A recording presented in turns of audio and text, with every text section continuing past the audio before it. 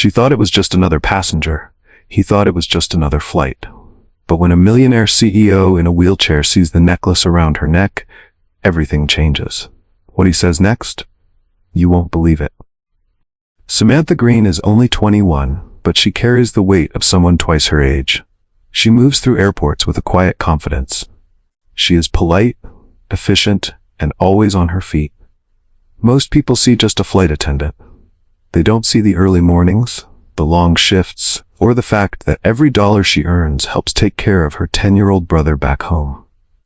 She dreams of more, a future where she runs her own travel company, but for now, her life is packed bags, tight schedules, and doing whatever it takes to make ends meet. Across the country, in a different kind of world, there's Miles Wexler. He's 45, a millionaire, and used to getting what he wants, and fast. His face doesn't show up in magazines, but his name is behind some of the biggest tech companies in the game. People know him for his sharp mind and short temper, but none of that mattered on the day he lost his legs. He went skiing on the mountains of Switzerland, and while skiing, his skis flew out from under him. The fall shattered his legs in 2 places.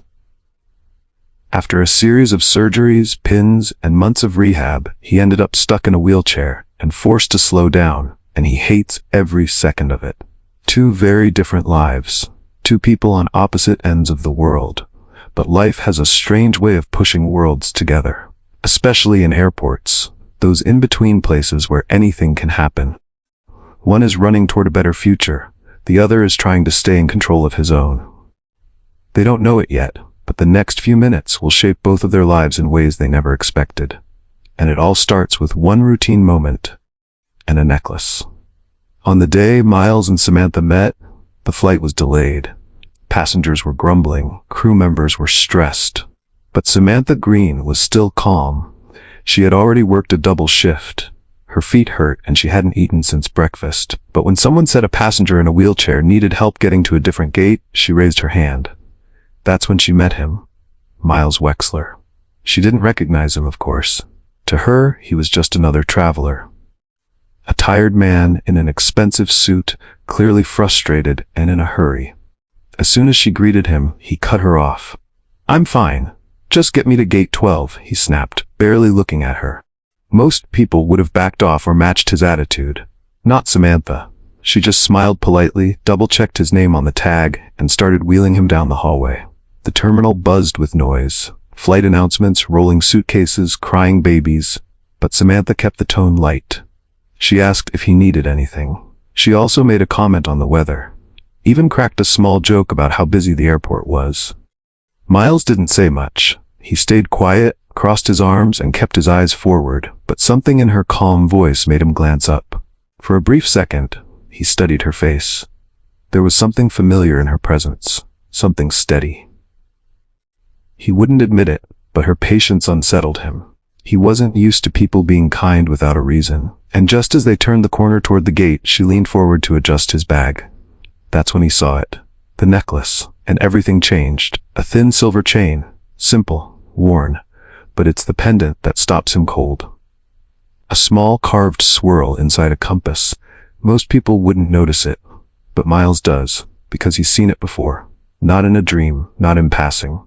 He gave that necklace to someone, a long time ago. He was 16, broke, in love. Her name was Angela. She was fire and freedom all in one. Said the pendant looked like it was pointing inward, like it reminded her to follow her own path. He saved for weeks to buy it from a street vendor in Brooklyn, gave it to her in the rain. She laughed and said it was perfect. 7 years later, they got married. A year after that, they had a daughter. It was the happiest he'd ever been. And then one day, when his daughter turned 4, it was all gone. He came home, quiet apartment, no note, no warning. Angela had disappeared, taking their daughter with her. He searched for months, then years, hired people, followed rumors, nothing, just silence. And now, 17 years later, here it is, that same necklace. On a young woman in a flight attendant uniform, pushing his wheelchair, smiling kindly. A woman who looks about the age his daughter would be now. His chest tightens, his breath catches. She doesn't notice right away, but when she looks up, she sees the way he's staring. And suddenly, he's not just a passenger anymore. Miles sat in the waiting area, still shaken. He wanted to ask her right away, "Are you my daughter?" But the words wouldn't come. Instead, he started asking small questions. "Where are you from?" he asked. "Brooklyn," Samantha said, adjusting his bag. He nodded. "You got family there?" She smiled a little. "Just my kid brother. I raised him. Our mom passed years ago." His throat tightened. "What was her name?" "Angela Green," she said without thinking. Miles froze.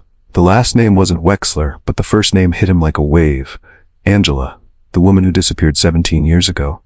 After the airport, Miles couldn't shake the feeling. He needed to know the truth. Quietly, he hired a private investigator. A week later, the PI called him. "Her mother's name was Angela Green," he said. "She died 10 years ago. Samantha was raised alone." Miles's heart pounded. What about the father? There's no name listed on the birth certificate. Later that night, Miles opened an old box of photos. His hands trembled as he pulled out a picture. Angela holding a baby girl. He looked at the child's eyes. Big, brown, curious. They were Samantha's eyes, and he knew. Miles sat in his study, the photo still in his hand. He couldn't sleep, couldn't stop thinking about the girl in the picture, and the young woman who had pushed his wheelchair with such quiet care. He picked up the phone and called the private investigator again. "I need more," he said. "More?" the PI asked. "Yes. I want to know about her life, where she lives, what she does, who she takes care of." There was a pause, then the PI sighed. "All right, I'll dig deeper." Miles leaned back in his chair. "If she really is mine, I need to understand her world." Miles tightened his grip on the phone. His voice was quieter now. "Not just where she is now. I want to know how she's lived all these years. Her past, her childhood, everything."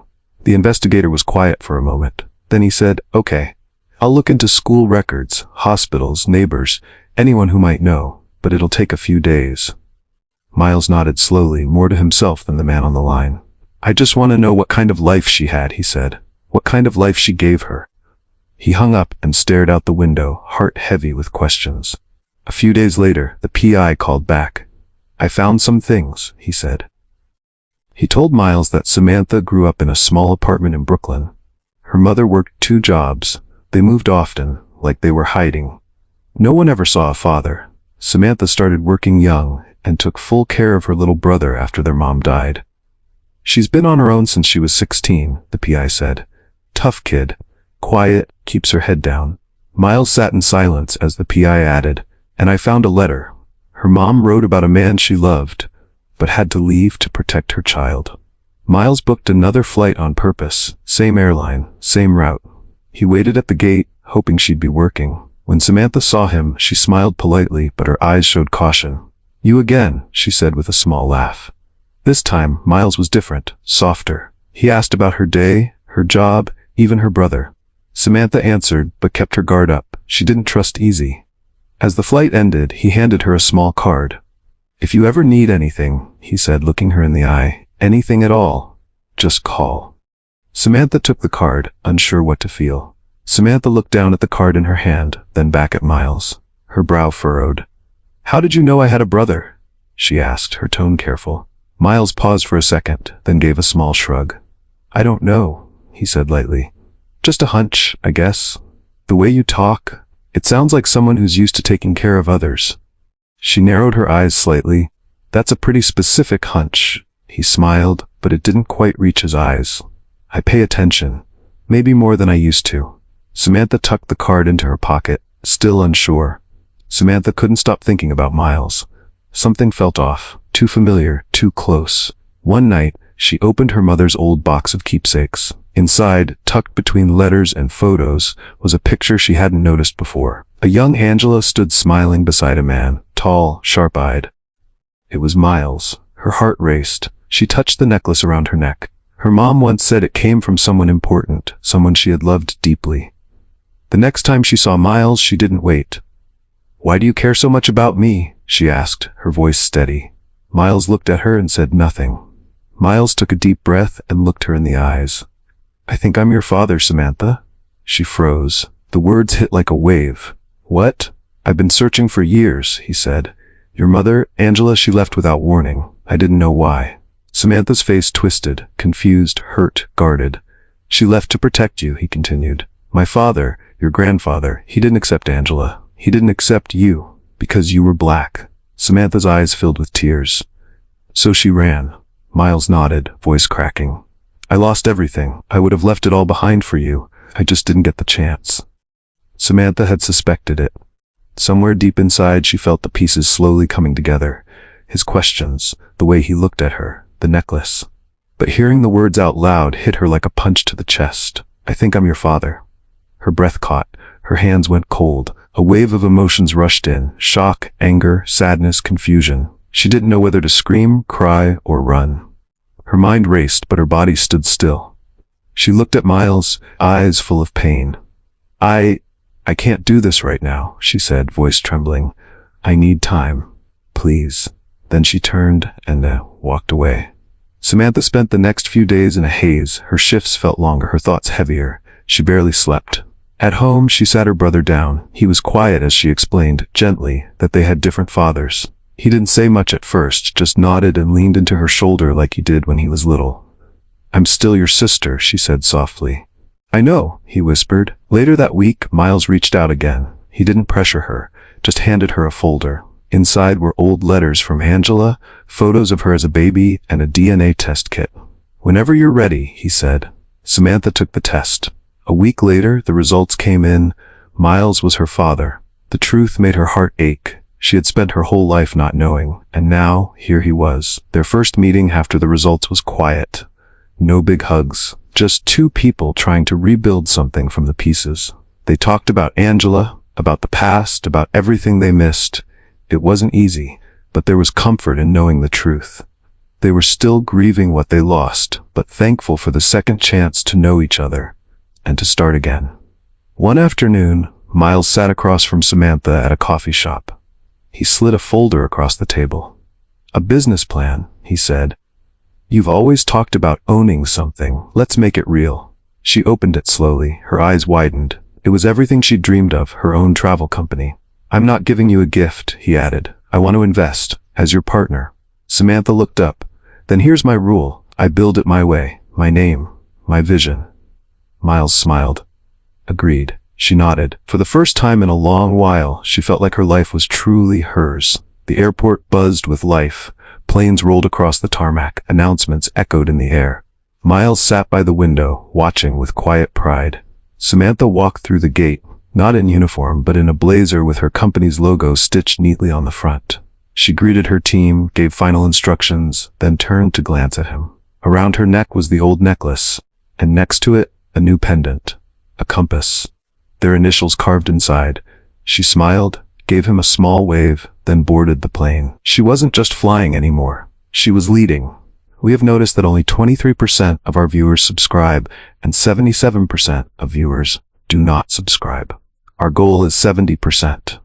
If you ever enjoy any of the stories I've shared, kindly take out 2 seconds to do me this huge favor and hit the subscribe button. It helps me more than you know. As the channel grows, I can put out more of your favorite stories for your viewing pleasure. Thank you as you subscribe right away.